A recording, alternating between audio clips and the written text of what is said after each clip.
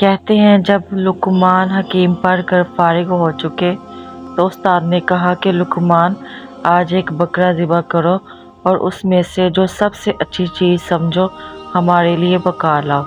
لقمان نے بکرا ذبح کر کے اس کے دل اور زبان کو خوب اچھے مسالوں کے ساتھ بھون بھان کر استاد کے سامنے رکھ دیا۔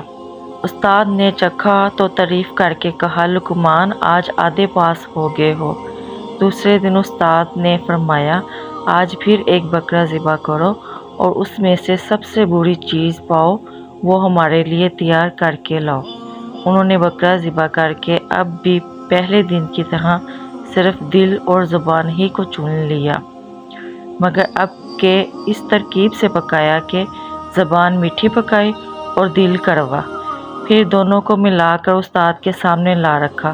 استاد نے چکھا تو بدمزہ پا کر پوچھا لقمان آج کیا پکا لائے ہو؟ لقمان نے عرض کی حضور وہی دل اور زبان ہیں جو آپس میں موافق نہیں۔ استاد نے فرمایا جاؤ اب تم بالکل پاس ہو گئے ہو۔ حکیم لقمان نے دونوں دفعہ کیسی اچھی چیزیں چنی۔ سچ مچ ایک جیسے دل اور زبان سے بڑھ کر کوئی نعمت لطیف اور لذیذ نہیں، اور نہ ہی ایک دوسرے سے مخالف دل اور زبان سے زیادہ کوئی چیز بری اور بدمزہ ہے۔